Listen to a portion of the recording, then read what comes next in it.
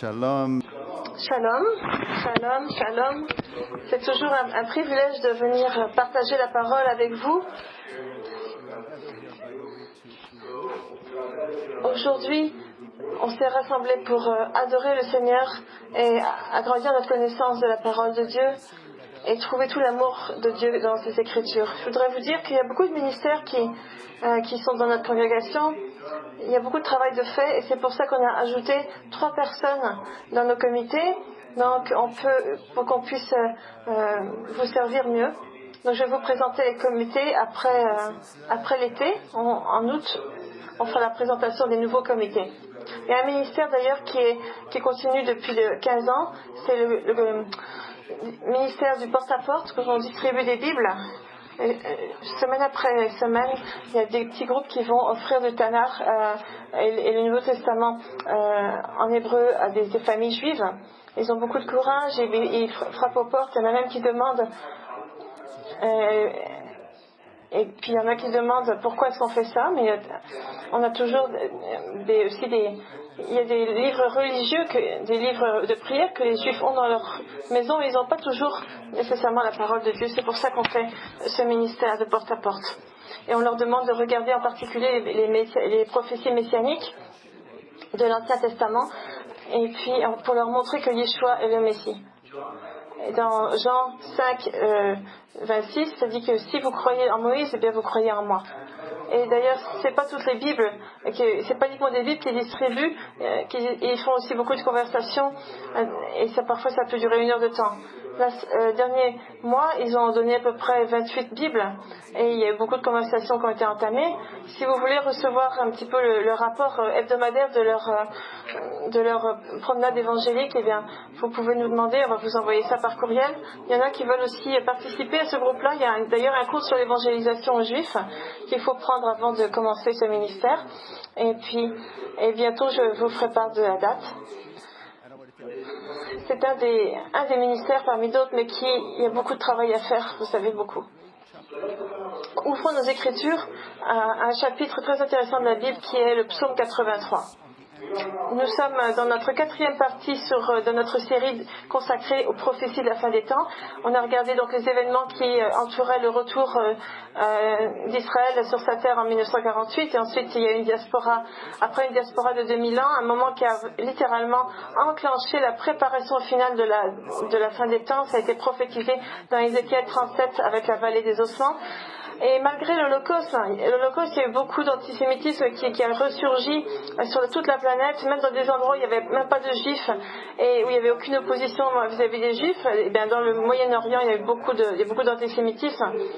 Et donc, qui veulent empêcher que la nation d'Israël existe. Et aujourd'hui, Israël étant une très grande nation, une très belle nation, l'opposition, non seulement elle n'a pas réduit, mais elle a augmenté. Et il y a 2 chapitres qui se suivent, qui sont les chapitres 38 et 39 d'Ézéchiel, qui nous amènent aux prémices, à l'origine de cette animosité, lorsqu'il y avait un ensemble de 10 nations qui se sont unies pour former une coalition pour attaquer Israël et raser littéralement Israël.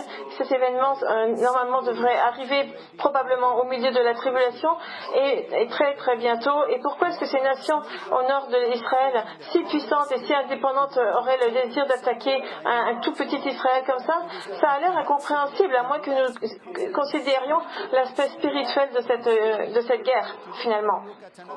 Aujourd'hui, on va regarder un autre passage qui est le psaume 83, dans lequel on a à nouveau un ensemble de 10 nations qui sont hostiles à Israël, mais cette fois-ci on ne comprend pas le but, ça va au-delà de la compréhension humaine, et ils forment une alliance ensemble. Et l'Esprit dans ce chapitre a rapporté leurs mots et leurs intentions au verset 4. Ça dit: venez, disent-ils, exterminons-les du milieu des nations et qu'on ne se souvienne plus du nom d'Israël.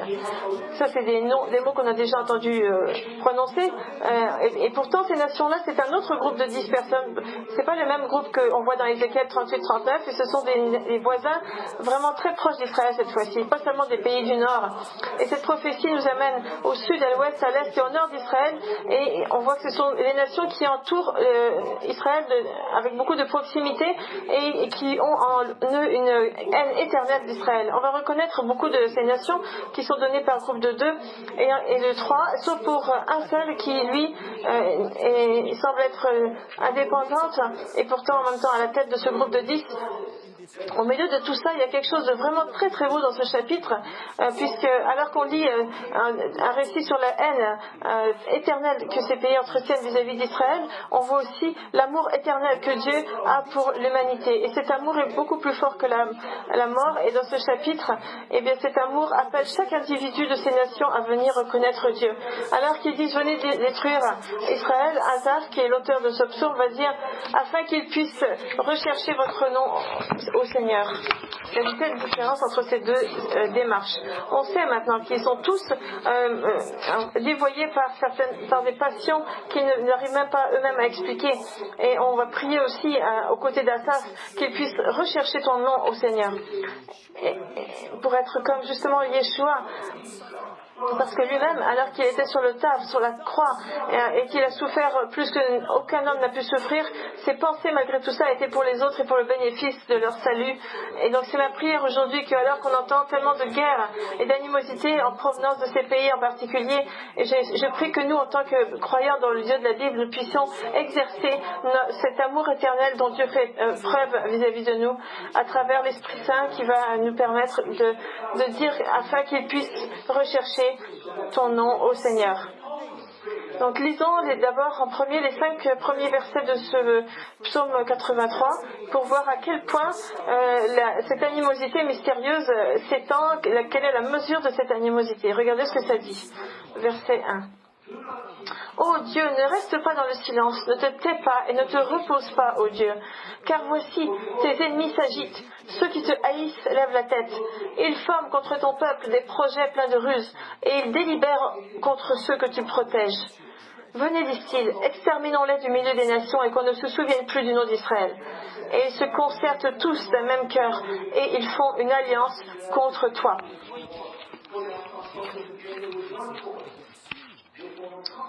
Vous voyez, c'est un psaume de lamentation, puisque Asaph voit cette coalition de nations qui jamais dans l'histoire ne se sont unies, et il appelle Dieu justement à réagir et à répondre à cet état de fait. Et le nom de Dieu au début, celui qui est utilisé, c'est Elohim, c'est-à-dire c'est un nom au pluriel. Vous voyez? Et donc, il dit, ô Elohim, ne reste pas silencieux, ne retiens pas ta paix, ne sois pas immobile. Et donc c'est un mot pluriel, Elohim, et on lit de façon, vous savez, c'est par 3 segments qui se suivent. Ne sois pas silencieux, premier, ne retiens pas ta paix, deuxième, et ne sois pas sans bouger, troisième. Et sa requête, qui est en 3 morceaux, se termine par le nom de Dieu au singulier cette fois-ci. Comme si l'auteur appelait appelait la Trinité de Dieu à venir à protéger son peuple. Quand il s'agit de son peuple, que ce soit la nation d'Israël ou des individus croyants, le Père, le Fils et le Saint-Esprit se mettent ensemble comme le Erad pour protéger le croyant ou les croyants. Le mot El parle de la puissance de Dieu, et c'est à ça que Asaph fait appel, à la puissance de Dieu. Vous savez, le mal interprète la patience de Dieu comme une faiblesse, et c'est pour ça qu'on les voit se vanter, toujours en train de faire des complots, pensant qu'ils vont gagner. Mais c'est seulement une illusion, parce que Dieu est toujours en contrôle, en train de retenir le mal, et puis finalement c'est lui qui va supprimer tout ce mal. Elle va revenir. Au verset 2, l'Esprit nous dit ce qu'ils pensent, ceux qui complotent, et ce qu'ils disent. Ils disent, ceux qui se haïssent lèvent la tête, ils font du bruit. En grec, en hébreu, ça veut dire ils crient fort, ils ragent, ils se plaignent. Mais pourquoi il y a un outrage aussi disproportionné? Et regardez ce que ça dit juste après, ça dit, on va vraiment reconnaître la source de leur haine. Il dit, ceux qui te haïssent lèvent la tête. Et le mot en hébreu, lever la tête, c'est Yememaim, qui forme le mot HMH. Et c'est comme si c'était justement en train de comploter, en train de vouloir supprimer Israël. Et donc ils ont une attitude aussi fière. Et ça vient aussi de Haman. Ça veut dire une multitude. Ça veut dire aussi qu'ils sont très nombreux et que en fait leur grand nombre leur donne une certaine confiance en eux. Et ils sont en effet très nombreux. Il y a 10 nations ici dont on fait état. Et donc la façon dont l'hébreu est écrit ici n'est pas tout à fait ordinaire. Ça peut suggérer que le nom de Rosh, qui est utilisé par rapport au mot tête, donc il lève la tête, ça fait référence justement à Ézéchiel 38 lorsqu'on parle du grand prince qui est le leader de la guerre envers Israël. Et parce que ils sont tous d'accord pour dire que Israël, qu'ils disent que tous les problèmes du monde proviennent d'Israël. Et ils pensent qu'ils ne peuvent pas avoir tort. Mais la vérité ne se trouve pas toujours du côté de la majorité. Et ça nous rappelle tellement de gens qui sont venus arrêter Jésus dans le jardin de Gethsémane. Il y a 600 des soldats romains qui sont venus et encore des gardes et qui sont venus avec beaucoup de confiance et qui pensant qu'ils allaient mettre un terme au Messie.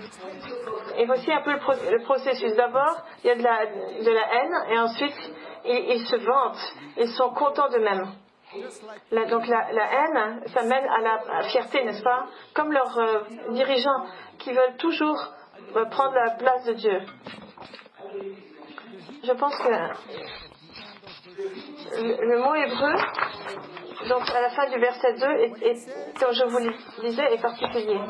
Quand ça dit, dans le même verset, qu'ils ont levé la tête, donc comme je vous disais, le mot tête c'est Roche, c'est le même nom qui est utilisé pour désigner le dirigeant de ce groupe de 10 nations qui veulent faire la guerre à Israël dans Ézéchiel 38. Mais ce qui est curieux, c'est que là, c'est au singulier.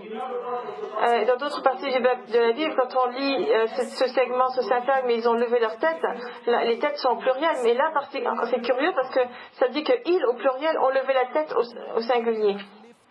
Sans article d'ailleurs. C'est comme si ça disait qu'ils ont justement levé cette seule tête, et ce particulier, ce grand chef de Gog, qui est à la racine de toute cette rage à l'égard de Dieu et de son peuple. C'est comme si toutes ces nations nous rappelaient qu'à la fin, ils vont travailler ensemble, ils vont mettre leurs efforts ensemble, sous la direction d'un seul dirigeant. Une autre chose par rapport au nom de Roche, ce mot est vu dans la première prophétie messianique de Genèse 3.15, vous savez, et ça dit celle-ci t'écrasera la tête et tu lui blesseras le talon. Et donc, ensuite, au verset 3, ça dit qu'ils forment contre ton peuple des projets pleins de ruses. Ça veut dire qu'ils se sont rassemblés secrètement et ils ont comploté contre Israël parce qu'ils sont tellement nombreux, ils ont beaucoup de confiance en eux. Mais c'est là où l'Esprit va répondre. Et il répond à leur confiance en parlant d'Israël comme étant son trésor. Donc ça dit, ils se consultent contre tes fidèles cachés. Et les fidèles cachés, c'est justement, c'est comme un trésor que l'on cache, et on pourrait dire qu'ils consultent contre ceux que tu as cachés en secret. L'idée, c'est que alors que les forces du mal essayent d'élaborer des plans pour tuer Israël, Dieu va protéger son peuple et le restant d'Israël. Le mot trésor ici, souvent on fait référence à Israël. On trouve ça par exemple dans Exode chapitre 19 verset 5 au moment de l'élection d'Israël, et aussi dans Deutéronome il y a 3 fois ça dit que Dieu en parlant d'Israël dit tu seras un safan spécial, un trésor pour moi. Et David aussi il dit Israël son trésor spécial, et on se rappelle de la parabole du trésor caché qui est précédée par la parabole de la perte de Grand Prix qui représente l'Église, et ensuite vous avez donc cette parabole du trésor caché qui est en fait Israël d'aujourd'hui. Elle est cachée et elle a beaucoup de prix aux yeux de Dieu jusqu'à ce qu'elle soit révélée. Et tous ces plans finiront par être justement effacés. Et au verset 4, on a la révélation de leur conclusion de ceux qui complotent. Ça dit, venez et exterminons-les, de sorte qu'ils ne soient plus une nation et qu'on ne fasse plus mention du nom d'Israël. Il n'y a rien de nouveau ici. Absolument. Ils ont dit ces mots-là depuis tellement longtemps, parce qu'ils ont comploté depuis tellement longtemps contre Israël. Et lorsque les Égyptiens voulaient tuer tous les enfants d'Israël, les petits garçons, avant même qu'ils deviennent une nation, rappelez-vous, et récemment, ils ont prononcé les mêmes mots, et ils ont conspiré de la même façon lorsque les Juifs sont retournés pour préparer la deuxième venue du Messie. Ils ont fait la même chose en 48, en 56, en 67, en 73. Nombreuses sont les nations qui se sont rassemblées pour prononcer ces mêmes mots. Mais jamais autant au même moment. Et comme on voit dans ce psaume 83 et Ézéchiel 38 et dans l'Apocalypse, et on ne connaît pas d'histoire, de période dans l'histoire d'Israël qui nous présente justement un moment où Israël serait annihilé. Et donc, ce message de vouloir annihiler Israël dure depuis tellement longtemps, et particulièrement dans les médias aujourd'hui. Parce que les guerres parfois commencent dans les médias, parce que dans les médias, souvent les nouvelles sont biaisées, sont exagérées, et donc ça manipule les opinions. L'année dernière,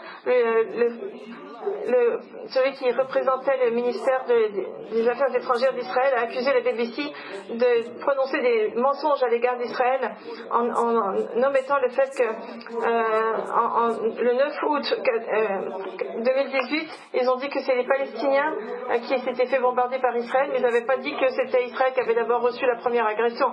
Et on voit aussi dans le New York Times aussi, il y a beaucoup de bandes dessinées antisémites, et la BDS, vous savez, ce boycott s'appelle Boycott, Divestment and Sanctions, c'est un mouvement contre Israël, et c'est toutes ces sanctions qui sont inventées contre Israël.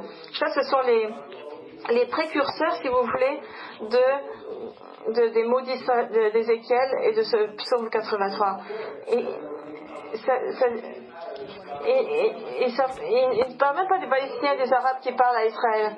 Vous savez, quand je vais en Israël, je retrouve l'arabe que je parlais au Maroc, parce qu'il y a beaucoup d'Arabes et de Palestiniens qui habitent en Israël et dans des bonnes conditions. Il y a à peu près 50 000 Palestiniens qui sont employés par les Israéliens, en plus des musulmans qui vivent là. Et BDS, ce mouvement-là, ils n'en parlent jamais. Tout ce qui les intéresse, c'est d'annihiler Israël. Et c'est ce qu'on appelle maintenant le nouvel antisémitisme, qui utilise les médias et la désinformation pour isoler Israël. Et ça aussi, c'est tout à fait en lien avec ce que dit la Bible par rapport aux attaques vis-à-vis d'Israël. Vous savez, Phyllis Chesler, qui est une auteure qui a écrit Le Nouvel Antisémitisme, elle écrit « Qu'est-ce qu'il y a de nouveau à propos du nouvel antisémitisme ? C'est la vitesse et la fréquence à laquelle les pensées et les actions antisémites sont représentées et se répètent 24 heures sur 24, 7 jours sur 7 à travers la planète. Ils sont les antisémites voient tellement de gens qui se pressent contre Israël qu'ils sont persuadés que la victoire est à portée de main. Mais ils ont tort. On devrait aussi mentionner que ce nouvel antisémitisme rampe aussi et rampant dans les églises évangéliques dont les doctrines du remplacement disent pratiquement la même chose. Et d'ailleurs, il y a un commentateur biblique catholique qui est très connu, qui s'appelle Erich Stenger, qui dans son commentaire sur le psaume 83 a remarqué que le psaume 83 a été retiré du service des églises parce que ça parle d'Israël. Et il se plaint de ça. Et regardez ce qu'il dit. Quand ce psaume étant enlevé des écritures des services des églises, eh bien, c'est qu'ils n'ont pas compris la passion théologique de ce psaume et n'ont pas c'est absolument inacceptable cette censure hypocrite de la Bible juive, surtout quand on considère l'animosité de l'Église vis-à-vis des Juifs. Vous savez, maintenant, beaucoup d'églises évangéliques pensent qu'elles sont elles-mêmes l'Israël. Ils remplacent Israël par leur propre église. Et la nation d'Israël, ils disent, n'a absolument aucune raison d'être et ne devrait pas exister. Et pourtant, dans la Bible, ça dit que à peu près 200 fois, dit que Dieu est le Dieu Dieu d'Israël. Et pourtant, il parle de tout ça. Et ça dit, ainsi parle l'Éternel qui a fait le soleil pour éclairer le jour, qui a destiné la lune et les étoiles à éclairer la nuit, qui soulève la mer et fait mugir ses flots. Lui dont le nom est l'Éternel des armées, si ses lois viennent à cesser devant moi, c'est l'Éternel, la race d'Israël aussi cessera pour toujours d'être une nation devant moi.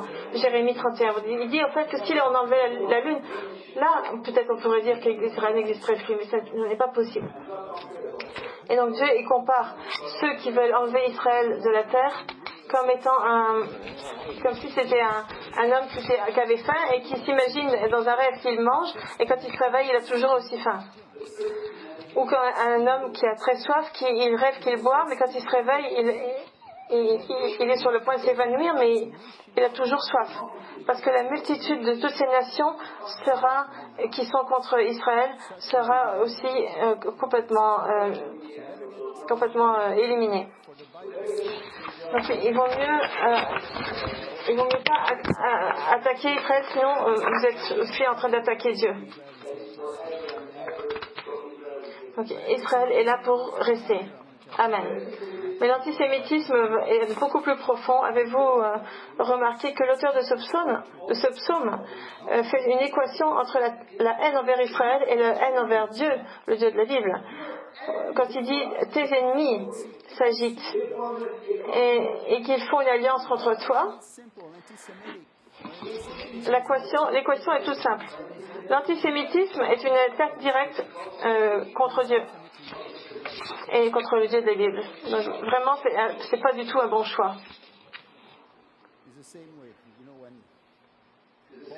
Et de la même façon, lorsque Yeshua a arrêté Paul avant qu'il soit converti, qu'il l'a arrêté sur la route de Damas, parce qu'il était en train de se diriger pour aller persécuter des croyants, Jésus a dit à Paul, Saul, Saul, pourquoi est-ce que tu me persécutes moi?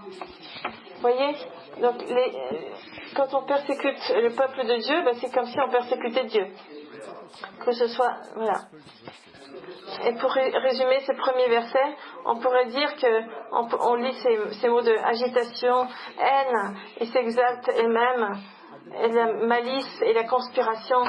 Mais à la base, leur unité, le dénominateur commun, c'est la haine. Et c'est pas du tout une bonne colle, on pourrait dire. Parce qu'à un moment donné, ils vont tous se retourner les uns contre les autres. Et pour Israël, on parle du peuple de Dieu, le trésor de Dieu. Vous voyez, c'est pas du tout la même sémantique. Qui sont ces nations qui justement disent des choses aussi ridicules? Ils sont mentionnés au verset 6 à 8. Vous pouvez regarder l'écran. Verset 6 à 7, ça dit: les tentes de Édom et les Ismaélites, Moab et les Agaréniens, Gebal, Ammon, Amalek, les Philistins et les habitants de Tyr. La Syrie aussi se joint à eux, elle prête son bras aux enfants de Lot. Qui sont tous ces peuples aujourd'hui? Faisons une petite leçon de géographie. Donc, quand on va lire les noms de ces nations, essayons de les repérer sur la carte actuelle d'Israël. C'est évidemment toujours un peu un défi parce que la plupart de ces nations n'existent plus, mais la location, la situation géographique peut quand même être facile à identifier. Le premier peuple qui est mentionné, c'est pas très surprenant, c'est Édom. Au verset 6, ça dit les tentes de Édom. Où est-ce qu'ils sont localisés? Édom se trouve dans le sud de la Jordanie. Et ça a toujours été les pires ennemis d'Israël. Dans les écritures rabbiniques, ça dit que Édom est devenu le synonyme, le nom, le qualificatif de tous les ennemis d'Israël. Même ils appelaient Rome, ils appelaient aussi Édom. Il y a un livre dans la Bible qui vraiment est consacré aux Édomites, à leur fierté, à leur sagesse, à leur richesse. C'est un livre dont on ne connaît pas l'auteur, ni quand il a été écrit. C'est le livre de Obadiah. Mais il est devenu vraiment un livre avec beaucoup de pertinence vis-à-vis de la deuxième venue du Messie, puisque ça parle du jugement final d'Édom. Et ça se termine avec la deuxième venue du Messie. Et toutes ces nations sont mentionnées. Édom est la plus proche d'Israël. Le père d'Édom, c'est Ésaü, le frère jumeau de Jacob. Vous savez, Jacob qui est devenu Israël. À travers l'histoire, on voit que Ésaü a essayé de récupérer son droit d'aînesse. On voit aussi à travers Haman dans Esther qui a essayé d'annuler, détruire tous les Juifs. On voit aussi Hérode qui pensait qu'il était aussi émonite, qui pensait qu'il était le roi d'Israël. Mais on voit que dans Ézéchiel 35, verset 10, ils formulent 8 accusations. Regardez ce que ça dit. Donc, Juda et Israël, ces deux pays, c'est à nous. Parce que tu as dit, les deux nations, les deux pays seront à moi. Et au verset 2 du chapitre 36, ça dit, parce que l'ennemi a dit sur vous, ces hauteurs éternelles sont devenues notre propriété. Jérusalem est à moi aujourd'hui. Ça vous rappelle rien? Tous les sites historiques et ça, ils disent que c'est à eux. Et Dieu entend ça. Et ça, c'est Édom qui lui dit ce genre de choses. Et qui représente tous ceux qui, justement, proclament ce genre de choses. C'est ce qu'on appelle l'esprit des Édomites. Et la fin de Édom, et la raison pour laquelle il y a une fin, nous est donnée dans Obadie, chapitre 1, verset 10, ça dit « À cause de ta violence contre ton frère Jacob, tu seras couvert de honte, et tu seras exterminé pour toujours. » Édom va disparaître, ou en tout cas l'esprit d'Édom sera parti pour toujours. Ça nous ouvre le chemin au deuxième peuple qui est donc les Ismaélites. Qui sont les Ismaélites? C'est impossible de les repérer, mais c'est pas impossible de voir quel est leur lien avec Édom. À l'origine, les Ismaélites étaient des nomades du sud d'Israël. Dans Genèse 25, verset 18, ils ont étendu leur influence à travers tout Israël. Voici ce qu'on lit. On lit que ses fils habitèrent depuis Havila jusqu'à Shur, qui est en face de l'Égypte en allant vers la Syrie. Il s'établit en présence de tous ses frères. Donc on voit.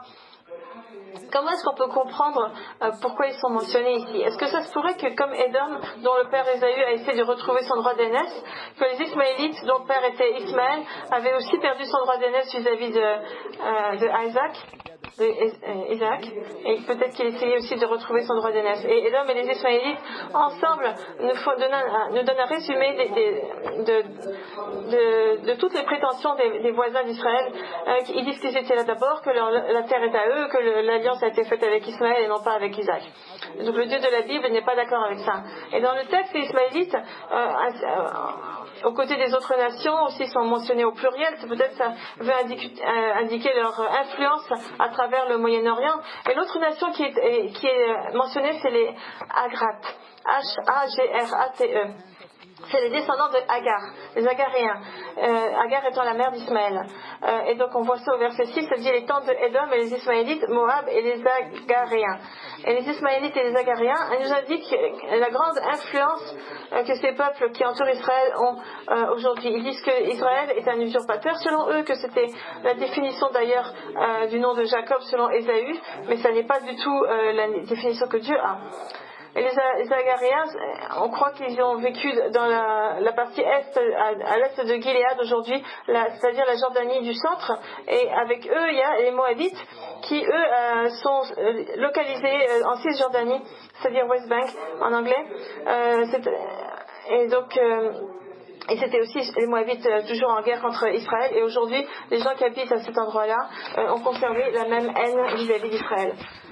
Donc Édom est vraiment le synonyme de toute cette guerre, de toute cette haine qui ronge le Moyen-Orient et qui est contagieuse. Et vous savez, j'ai une histoire d'un poison neurochimique qui s'appelle 1080, qui a été développé en 1940 pour contrôler les prédateurs, les animaux qui sont comme des prédateurs. Ça devait tuer seulement les marmottes et les coyotes, mais cet agent neurotoxique finalement est resté dans la chaîne alimentaire et a affecté beaucoup d'autres animaux de la même chaîne alimentaire. Non seulement les coyotes sont morts, mais aussi les aigles, les renards, les furets, les condors. Et ce poison a tué de façon sans distinguer entre les animaux qui étaient des nuisances et ceux qu'il fallait garder dans la chaîne alimentaire. Et la haine est exactement comme ce poison neurotoxique plutôt, 1080. Une fois que c'est libéré, la virulence de la haine s'étend le long d'une grande chaîne humaine et prend de l'ampleur. Et d'abord, ça a l'air d'être innocent avec un tout petit sentiment de haine qui nous oblige à ne pas côtoyer quelqu'un, à changer de trottoir quand on voit quelqu'un. Mais il y a un proverbe qui dit que si vous voulez être misérable, eh bien commencez par détester quelqu'un. Et parce qu'à la fin, la haine, c'est en fait une auto-punition. La haine, c'est comme une bombe à retardement. À moins que ce soit désactivé, ça va exploser et causer de grands ravages.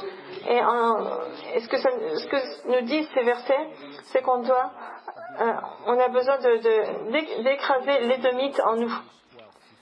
C'est l'auteur du livre des Hébreux, il parle des Édomites, il dit que c'est très très réel. Il dit: veillez à ce que nul ne se prive de la grâce de Dieu, à ce qu'aucune racine d'amertume poussant des rejetons ne produise du trouble, et que plusieurs n'en soient infectés, à ce qu'il n'y ait ni impudique, ni profane comme Ésaü, qui pour un mets vendit son droit d'aînesse. Vous voyez, donc cet esprit des Édomites est toujours actuel, est toujours vivant malheureusement. Et ensuite, le peuple suivant, dont on nous parle dans le psaume 83, c'est au verset 7, ça nous parle de Gébal, Ammon et Amalek. Ça nous amène au nord d'Israël avec Gébal, qui se trouve au Liban, au nord de Beyrouth. Ça nous indique aussi la participation qu'aura le Liban dans les guerres à venir contre Israël, et sa participation, ça vient justifier aussi sa participation dans le passé. Et Ammon est aujourd'hui la Jordanie du Nord, qui fait face à la Cisjordanie, un petit peu plus au nord, et le nom de cette capitale de la Jordanie, c'est Amman, et ça vient du mot Ammon, et à l'époque de David, cette ville s'appelait Ammon. Et avec ces deux peuples viennent aussi les Amalécites. Les Amalécites étaient les descendants d'Ésaü qui, comme Édom, détestaient Israël. Haman était un Amalécite. Rappelez-vous, dans Esther, à l'époque de Jésus-Fils, qui était un philosophe juif du 1er siècle, les Amalécites étaient aussi appelés Iduméens. Et ça vient de Édom. Et Hérode en était justement un Iduméen. Et les Ammonites et les Amalécites souvent faisaient alliance contre Israël. Et là, comme les Ismaélites et les Amalécites aussi étaient nomades, et ils se promenaient d'un endroit à l'autre, et leur haine à l'égard d'Israël est devenue vraiment un type de haine qu'on trouve aujourd'hui à l'égard des Juifs. Et regardez qui est encore mentionné au verset 7, les Philistins, qui étaient les habitants de Tyr. La Philistie était donc la bande de Gaza aujourd'hui, et à sa tête il y avait donc l'ennemi juré d'Israël qui à l'heure actuelle c'est les Hamas. Et ça fait aussi mention de Tyr, qui se trouve au sud du Liban, et qui est installé là, et c'est Hezbollah. Donc vous voyez les deux pires ennemis d'Israël, qui est Hamas et Hezbollah, qui sont tous musulmans. Les Hamas, ce sont des sunnites extrémistes, alors que les Hezbollah, c'est des chiites extrémistes. Et habituellement, il y a toujours un conflit dans le Moyen-Orient entre ces deux tendances musulmanes que sont les sunnites et les chiites. Mais là, ils font alliance contre Israël. C'est seulement récemment qu'ils ont commencé à se mettre ensemble, comme l'annonce le psaume 83. Et comme ce psaume nous l'a annoncé il y a 3000 ans. En 2018, l'armée israélienne a dit que Hamas et Hezbollah étaient en train de unir leurs forces pour entraîner des milliers de soldats au Liban. Et d'après les mêmes sources, ils disent aussi qu'il faut détruire Israël. Et ça fait même partie de leur constitution maintenant. C'est la raison pour laquelle ils se trouvent là actuellement. Et ces deux-là sont soutenus par l'Iran. L'année dernière, Hamas, son chef, a dit que l'Iran soutenait et le Hamas et le Hezbollah. Et qui est encore mentionné au verset 8, la Syrie. Ça dit la Syrie aussi se joint à eux, elle prête son bras aux enfants de Lot. La Syrie, mais qui est la Syrie d'aujourd'hui? Eh bien c'est l'Iran, vous savez. Comment est-ce qu'on sait ça? Parce que dans le livre de Ezra, ça parle du roi de la Perse, et le roi perse, et ça dit que c'était le roi de la Syrie, au verset 22 du chapitre 6 de Ezra. L'Iran est mentionné là non pas comme une nation supplémentaire, mais comme étant la 10e nation. Elle vient fermer le cercle de haine. C'est un peu le leader, l'instigateur de la haine. 10, souvent, c'est le nombre de la perfection divine, de l'ordre divin, et ça nous montre ici, c'est le nombre de la complétude du mal, on pourrait dire. Et regardez ce que dit le texte, il dit qu'ils ont aidé les enfants de Lot. Et donc en hébreu, ça dit qu'ils ont donné le bras au fils de Lot. qui sont en Cisjordanie. Et comme c'est pas une coïncidence que cette semaine, dans les nouvelles, on lit qu'Israël a arrêté un espion iranien qui était en Cisjordanie, qui essayait de faire justement un réseau d'espionnage. C'est Shin Bet, qui est donc l'agence de sécurité israélienne, Shin Bet, qui a accusé la nation de la Jordanie de travailler pour le compte de l'Iran afin d'établir ce réseau d'espionnage. Et Iran aide aussi le nord, l'ouest et l'est. Et tout ça c'est annoncé depuis 3000 ans. Si seulement Shin Bet était capable de lire la Bible, il verrait les connexions. Puisqu'Iran aide le nord, l'ouest et l'est. Et ça, ce sont les 10 fameux voisins d'Israël qui vont se rassembler à la fin, qui sont des voisins proches. Et ce qu'on voit ensuite, c'est qu'il y a 6 exemples de peuples dans l'histoire qui nous est donné dans une liste, qui se sont levés contre Israël et qui sont tombés et qui ont subi ensuite 6 punitions. Et 6, c'est le nombre de l'homme, c'est le nombre, vous savez, qui nous parle de la hauteur de Goliath qui a été tué par une seule pierre. C'est aussi le nombre de l'Antéchrist, 666. 3 fois 6, l'Antéchrist qui pensait qu'il était Dieu. Et s'ils ont été mentionnés ici, c'est parce qu'ils ont dit la même chose. Comme ces 10 nations, qu'est-ce qu'ils ont dit? Au verset 12, ils ont dit « Prenez possession des habitations de Dieu ». Les habitations, c'est-à-dire les pâturages de Dieu, la terre d'Israël et Jérusalem. Ils ont toujours voulu prendre Jérusalem et Israël par la force.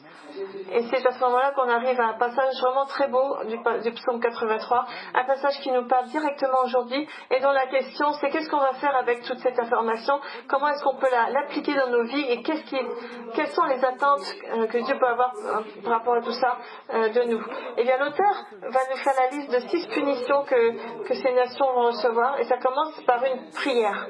Et la prière, c'est quoi? C'est afin qu'ils cherchent ton nom, ô Éternel.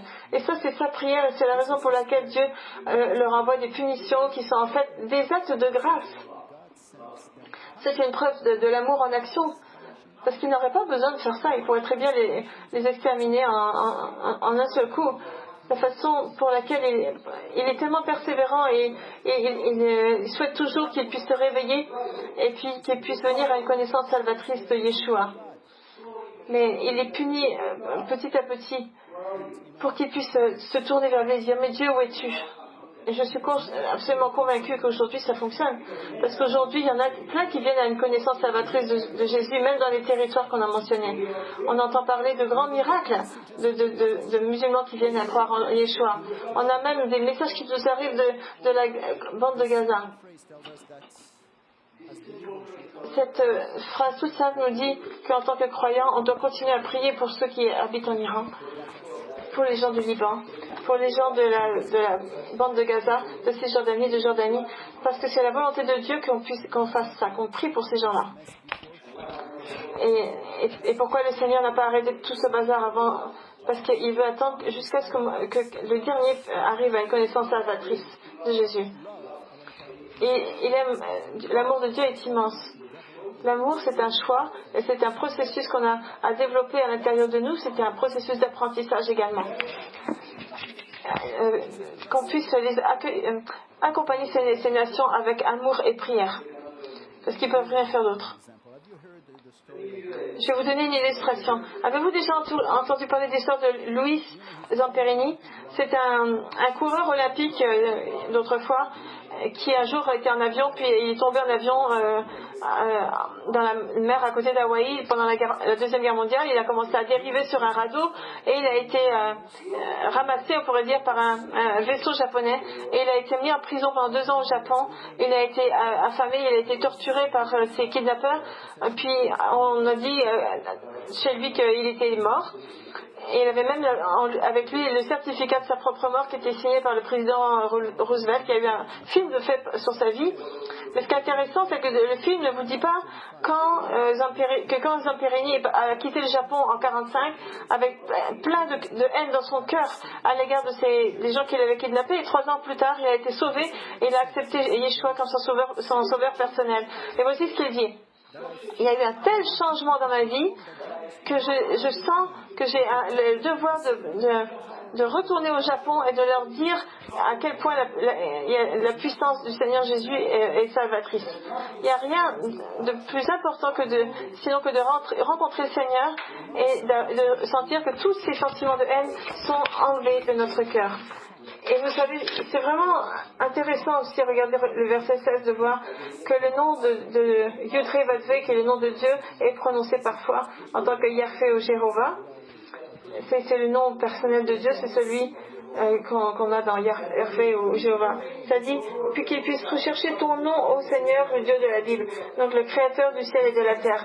Et donc c'est comme ça qu'il s'identifie. Avant, son nom était El Elohim, mais le nom de Jéhovah est un nom familier, on pourrait dire. Ça met l'accent sur une relation intime entre l'homme et lui, alors qu'il appelle tous les hommes à venir vers lui. Et ce psaume 83 n'est pas le seul dans le livre des psaumes à avoir ce genre de message. Ça fait partie d'une trilogie qui est le psaume 82, 83 et 84. Et ces trois psaumes-là, en quelque sorte, décrivent l'histoire de la rédemption du salut.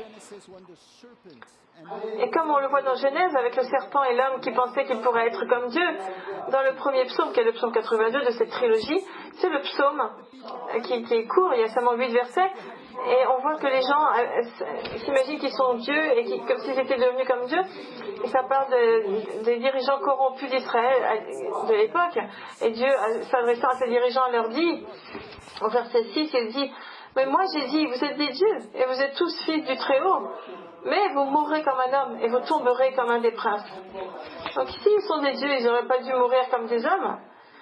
Mais s'ils n'étaient pas dieux, ça explique pourquoi ils vont mourir comme des hommes. C'est le problème avec l'homme. Et non seulement il pense qu'il peut se débrouiller sans Dieu, mais en plus il pense qu'il est Dieu lui-même.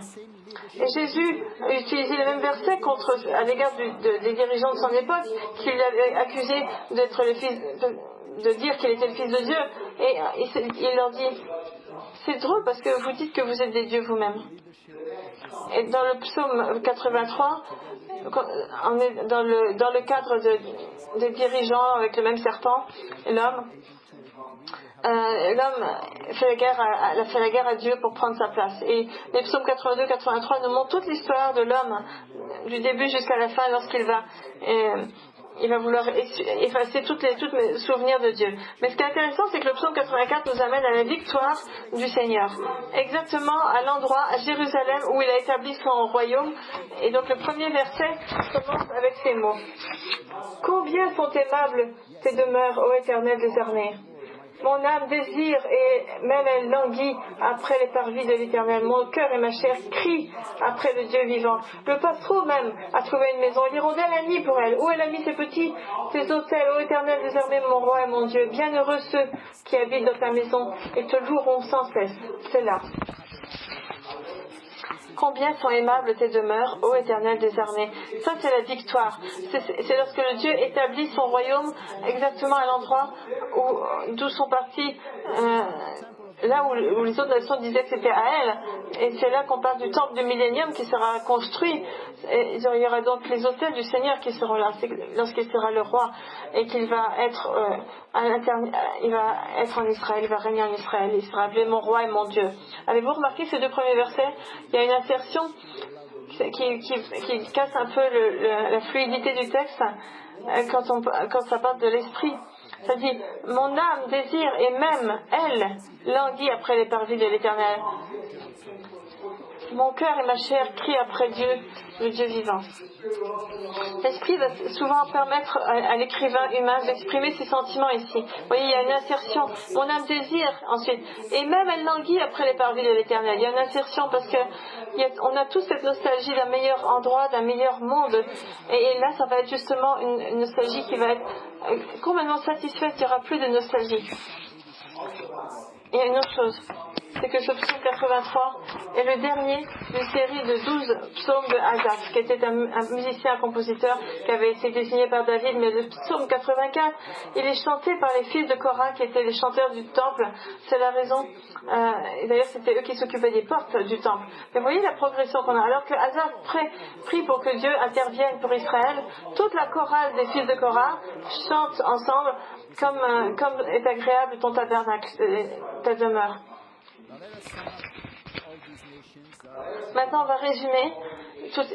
Et donc, ça nous montre toutes ces nations qui se préparent à attaquer Israël aujourd'hui. On parle de 10 nations qui sont mentionnées dans Ézéchiel, qui sont les nations du nord, du sud, de l'est, de l'ouest d'Israël. Mais il y a un autre ensemble de 10 nations qui sont mentionnées dans le psaume 83, qui elles aussi viennent des quatre coins, mais qui sont très très proches, géographiquement parlant, d'Israël. Et il y en a même qui sont à l'intérieur de la terre d'Israël. Et donc, il y a un autre ensemble de 10 nations qui va être mentionné par Daniel et Jean. Daniel parle des 10 doigts de pied de cette grande statue qu'il nous présente, et Jean il parle des 10 cornes de la bête. Vous voyez, ça commence à faire beaucoup de personnes, hein, ça fait beaucoup de nations. Je ne trouvez pas que la carte, c'est ridicule cette carte. Une autre chose, avec le mot roche, vous savez, c'est aussi un nom qui se trouve dans la première prophétie messianique de Genèse 3.15, et il n'y a pas de suffixe. Et c'est comme ça qu'on lit. Et lui, le Messie, va écraser roche et va blesser le talon. Et donc ça a été prophétisé il y a très longtemps, mais en hébreu, roche c'est un nom. Et le talon, et ça doit être un nom aussi, n'est-ce pas? Et le talon en hébreu c'est Rakev, d'où vient le mot Jacob. Et d'où vient le mot Israël aussi. Donc ça fait un sens. Alors que le Messie va écraser la tête de serpent, le serpent va blesser le talon d'Israël, et c'est ce qu'on voit ici dans Ézéchiel 38 et dans le psaume 83. Tout se tient. Pour terminer, un point intéressant, c'est que alors que toutes ces nations font preuve de haine à l'égard d'Israël, eh bien Dieu lui il fait preuve d'un amour éternel jusqu'à la fin, jusqu'à ce qu'ils soient passés à côté de toutes les propositions de grâce du Seigneur. Et ensuite il y a le jugement qui va suivre. Et puis sur le Tav, les gens ils vont devoir assumer le jugement de ses propres péchés. Mais l'amour éternel est montré jusqu'au bout, jusqu'au dernier moment dans la guerre d'Armageddon. On dit que Jésus est l'agneau de Dieu, et dans le livre de l'Apocalypse, on parle souvent de Jésus en tant que l'agneau de Dieu. Et puis c'est ici que nous voyons qu'il y a un mot pour agneau qui est un peu différent de tous les autres mots utilisés pour agneau dans le Nouveau Testament. Le mot ici c'est Arnion, ce qui veut dire un tout petit agneau. Voici ce que ça dit dans l'Apocalypse chapitre 17 verset 14. Au moment où Yeshua va venir pour arrêter toutes ces guerres, il ne va pas venir en tant que soldat, il viendra comme un tout petit agneau. Donc ils combattront contre l'agneau, et l'agneau les vaincra parce qu'il est le Seigneur des seigneurs et le roi des rois, et les appelés, les élus et les fidèles qui sont avec lui les vaincront aussi. Et ils ont mal interprété la venue de Jésus en tant qu'agneau. Ils n'ont pas vu que c'était un acte de grâce. Et dans l'Apocalypse encore, il est appelé tellement souvent l'agneau, Jésus, même vis-à-vis de ses ennemis. Et c'est comme ça qu'est notre Dieu. Il est plein d'amour, plein de compassion et de patience. Et on est ici pour proclamer toutes ces choses-là au monde. Prions ensemble. Avinu Malkeinu, notre Père, le Père de tout ce qui est bon et vrai, enseigne-nous à aimer comme toi tu aimes, avec sincérité et pureté de cœur, afin que nous puissions attirer de la source de ta générosité et la bonté et tout ça, que tout ça puisse nous être donné. Éloigne-nous des erreurs quand on avance dans la vie, afin que nos pensées puissent devenir vraies, et que nos actions puissent être droites et nos motivations sans reproche. Aide-nous à prier pour ceux qui ne te connaissent pas encore. Aide-nous à montrer ta lumière. Et on prie tous ces mots au nom de Yeshua, ton Fils. Amen. Et pour la congrégation, que le Seigneur vous bénisse et vous protège, qu'il fasse briller son visage sur vous, qu'il puisse faire preuve de grâce envers vous, qu'il puisse soulever sa lumière devant vous et vous donner la paix. Amen. Amen.